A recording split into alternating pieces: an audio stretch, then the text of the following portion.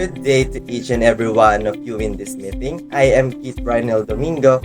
Allow me to speak on behalf of Group 1 from Bachelor of Science in Tourism Management Program at Bulacan State University, Main Campus, Second Year, Section C. This interview fulfilled the final requirement given by our professor, Mr. Naz Eliseo D. Corcasio, in our Business Finance core subject, which will help us extend our understanding and learn further about the role of a loan officer in evaluating and approving loan applications as well as managing client relationships. Before we get started, I would like to introduce my classmate. I am Clarissa de Luna Lopez po. I am Hendrix A. Porlares po. I'm Sagun Joy C. I'm San Pedro Mary Joy B. I am Christine Santos.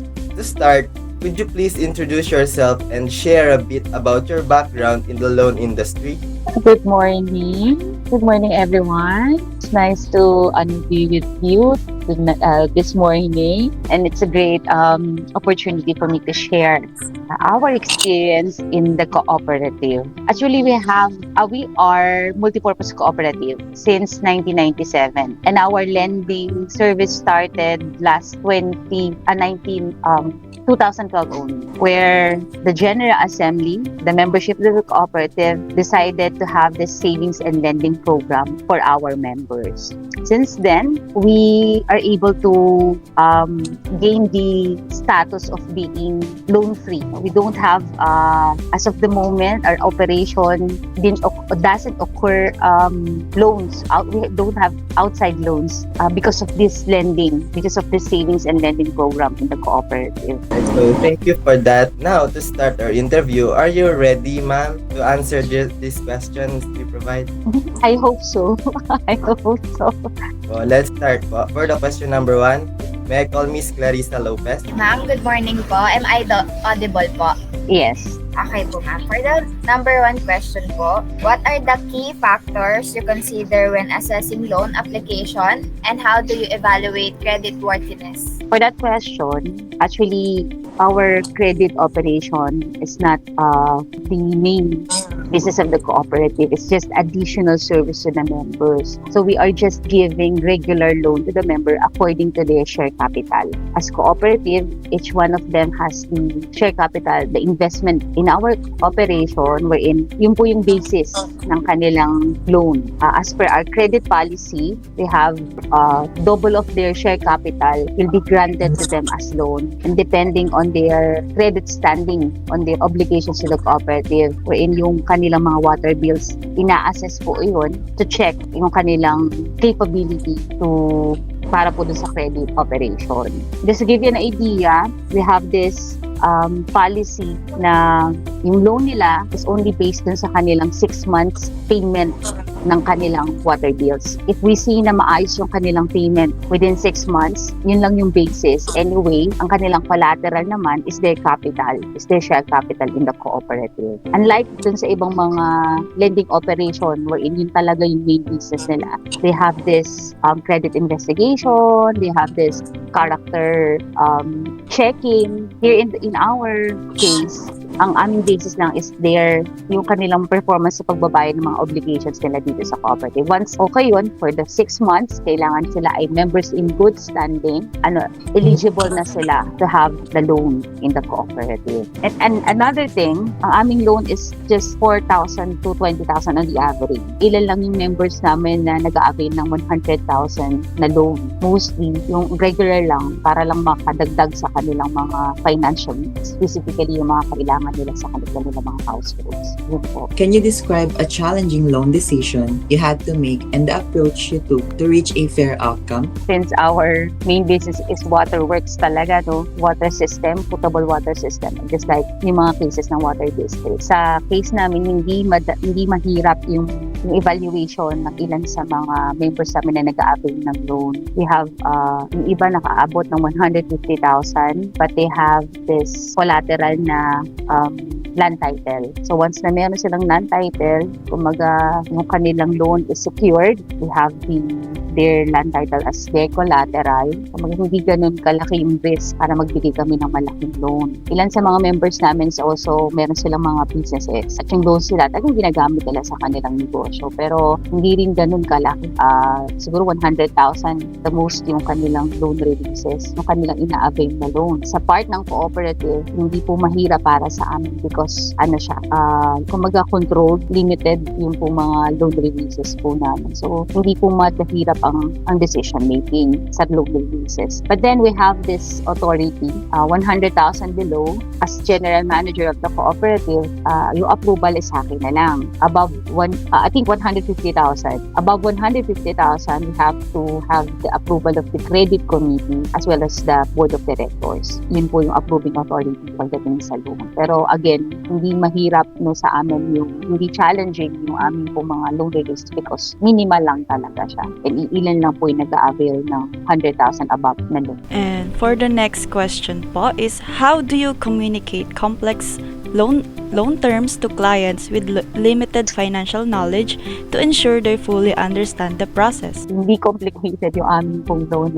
Kung nakita nyo naman, simple lang. Regular loan, everyone na merong 4,000 na share capital and above, in good standing for 6 months. Hindi mahirap sa kanila. Once we release the loan, transparent po kami na doon sa kanilang mga forms. Nandun yung kanilang amortization schedule, nandun yung mga naging deduction dun sa loan. Aware din sila na kapag 2 months past due yung kanilang loan, possible na ma-disconnect din yung water service. So yun yung sitwasyon ng aming lending operation. Naka-tie up ang tubig sa kanilang loan.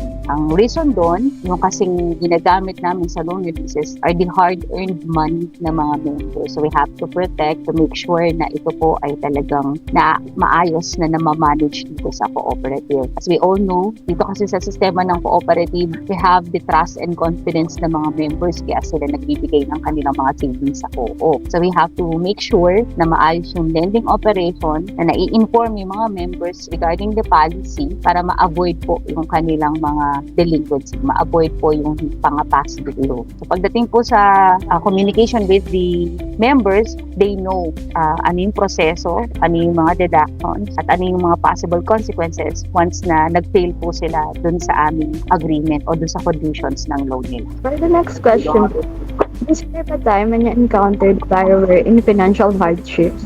How did you handle the situation to mitigate risk and support the client? So that happened during pandemic. Since cooperative tayo, sinasabi nating makatao, lagi natin consider yung kakayanan ng mga members natin, kung anong mga situations nila, lalo na financially. So during pandemic, I think 2020, 2021, as I've said earlier, meron kaming policy na nakatie up ang loan sa kanilang mga water connections. Pero 2 years, I think, hindi po kami nagkaroon ng disconnection. So kumbaga, hinayaan po namin yung mga members na magbayad sila kung kailan nila kaya. Because we understand na yung situation noon is talagang affected yung mga kabuhayan, yung mga trabaho. Marami talaga yung mga nawalan ng trabaho during that time. And yung cooperative that time is willing naman na kumbaga mag-incur ng loss. Since wala kaming collection, pero kaya ni-handle na lang ng co-op yung loss dahil lang dun sa pangangailangan ng mga members na hindi sila makapagbayad. So they have to, of course, unahin muna yung basic needs ng kanilang family. Naintindihan yun. Kaya for almost 2 years, walang disconnection, wala kami, kumaga, hindi kami nagpilit na magbayad sila ng kanilang mga loans. And because of that, isa yun sa naging, kumaga, community service ng co-op. Isa din yun sa na-acknowledge ng ating gobyerno. Kasi that time, mga cooperative, tinitingnan nila kung anong mga service na ibibigay nila sa mga members. And isa yun sa na-acknowledge, isa yun sa nabigyan ng, kumbaga, is karangalan na ang kooperatiba ng San Gabriel is willing na tumulong sa mga members na nangangailangan. Kaya malaking bagay, for the first time in the history ng cooperative, nag-incur kami ng net loss. Dun sa operation lang naman ng savings and lending. Pero okay lang yun. Kumbaga, naipakita naman namin yung support dun sa mga members na nangangailangan. And as of sa ngayon naman, of course, alam naman natin na yung financial crisis is nangyayari sa lahat ng mga tao, di ba? Even sa mga kabataan, naranasan nyo kung paano magaling magipit. So once naman na nagkaroon ng mga ganong situations, anyone na hindi makakapagbayad ng loan nila, they just have to communicate with us. We have this loan restructuring, wherein pwede silang mag-loan ulit for another terms, and then ang kailangan lang nilang bayaran is yung mga penalty and then the interest. So yung principal balance ng kanilang loan, i-restructure natin yon for another 6 or more months pa. Kumaga, makikita po natin dito na kung gaano kalaki yung puso ng cooperative, unlike dun sa ibang mga lending institutions na talagang patong-patong yung interest, lalo na yung mga loan sharks na tinatawag. Itong co-op natin talaga is nakakatulong sa community. Kahit maliit, minimal lang naman yung kanilang mga loan, but then nakakatulong to augment yung kanilang mga pangangailangan financial. So yun po. For your fifth question po, what strategies do you use to reduce loan delinquencies and maintain a low default rate?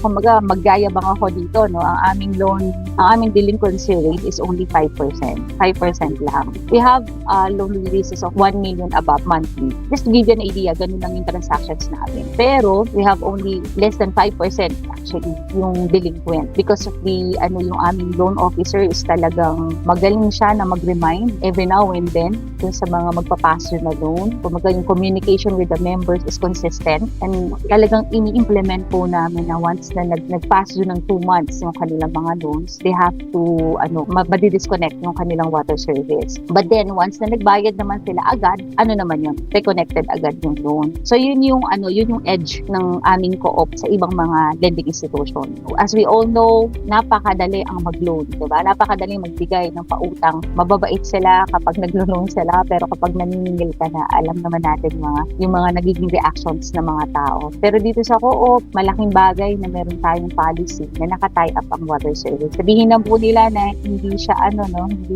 kumaga parang ang harsh naman na naka-tie up. Pero it's one way na rin to discipline yung mga members natin na magbayad sila on time. Once naman na nagbayad sila, meron pa rin naman kasi mangilan nila na talagang hindi nakakatupad sa kanilang mga amortization schedule. Pero once na nagbayad naman sila, i-reconnect agad yung kanilang mga servisyo sa tubig. So yun po. How do you stay updated on changing regulation and ensure compliance in all loans offerings?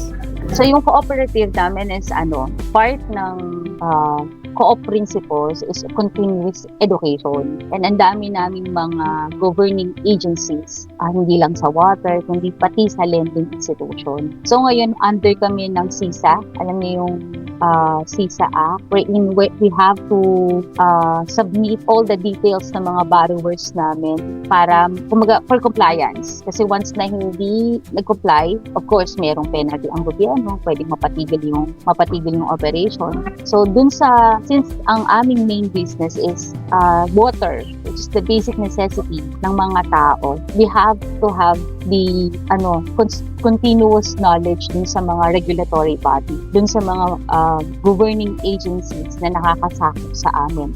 Kailangan sa loan, sa ngayon, maraming mga co-op ang hindi nakaka-comply dito sa tinatawag na CISA, yung Credit Information Systems Act, na kailangan every month nakakapag-submit kayo ng detalye ng mga members, yung kanilang mga loans, yung kanilang mga past due, yung mga details ng yung mga data information, pertinent data and information ng bawat mga borrowers. So hindi lahat nakaka-comply doon. Isa ito sa best practice na talagang na-acknowledge during our inspection. Nakikita po nila, unlike dun sa talagang mga credit cooperative, hindi pa sila makakomply. Pero dito sa co-op, we even hired an additional employee, our loan officer, para lang makapag-submit dito sa CISA na to. So sinisiguro, since basic necessity ang tubig, we guarantee or we are assured na kailangan compliant in all governing bodies unless kung hindi, maaaring mapatigil yung aming pong operation o maaaring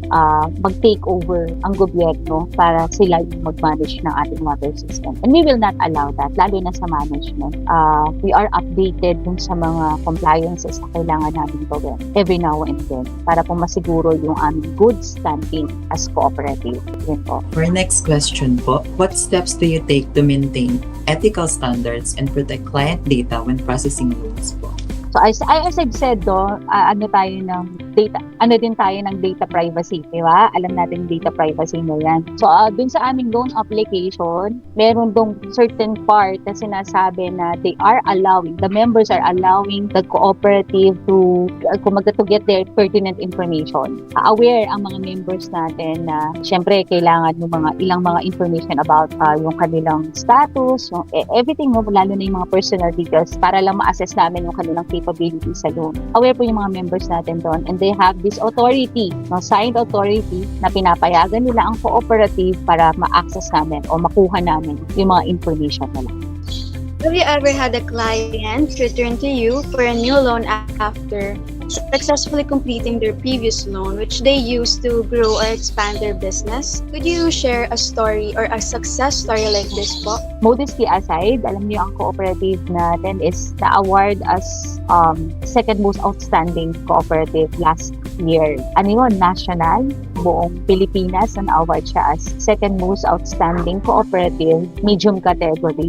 During that time, hindi kami, just to give you no background, paano kami nakarating dun sa national level na yun. Meron inspection ang Cooperative Development Authority annually. And last year, walang findings, zero findings yung nakuha nila. So we have to mag-approve na talagang maayos yung operation. And nakakatuwa na meron kaming video presentation wherein nag-interview kami ng ilang mga members kung paano nakatulong yung pong kooperatiba sa kanilang mga kabuhayan. So aside from water, na basic necessity ng mga tao. Yung mga biligan namin ng mga loans, meron dyan alam niyo yung mga nag-i-avon, meron silang poultry, meron silang bus, no po. Talagang nag-share sila ng kanilang appreciation na through the cooperative nakatulong para talagang yung kanilang mga negosyo ay maging successful din. So ano yun? Aside from yung award na nakuha natin sa national, yung pong mga success stories ng mga members natin kung paano namin sila natutulungan, yun yung award talaga. Yun yung award talaga. Kaya grateful po kami na through the cooperative nakakatulong po tayo. Hindi lang sa mga mamamayan, no? Pati po doon sa gobyerno po natin, economically. We have 25 employees now, employed employees, at meron tayong mga casual employees na gumagawa ng iba't ibang mga project ng co-op. And nakakatulong tayo sa employment. So malaking achievement po yun sa cooperative. And dun sa lending, as I've said, malaking bagay na ang aming co-op walang loan, walang outside loan because of the trust and confidence ng mga members na ibibigay nila sa cooperative na siyang ginagamit namin para po dun sa additional fund, sa revolving fund ng ating operation. Thank you! Thank you so much po, Ms. Cruz, for being share your insights and experience with us today. We will appreciate your time and thoughtful responses you provided to our question. Your methods for communicating complex loan terms to clients with limited financial knowledge were impressive. The way you handle borrower and financial hardship to mitigate risk and support them is commendable. Once again, thank you so much for your time and sharing your valuable experience with us. Have a great day!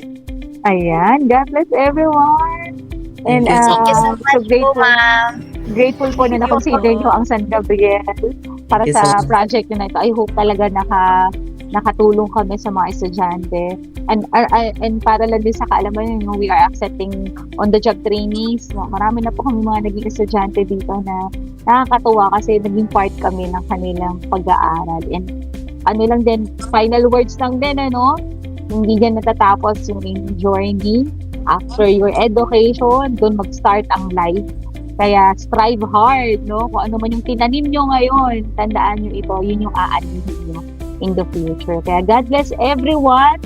And excited akong makita yung success stories nyo naman sa mga susunod. God bless po. Salamat for this great Thank you po. opportunity. Thank you so much, ma'am. God bless you po. Okay, Ready God po ba tayo? bless. Thank you po so much. Ayan, God bless. Thank you po. Okay, Thank you po, bye-bye. ma'am. Bye-bye po. Mag-ingat na kayo. Sige po. Bye-bye.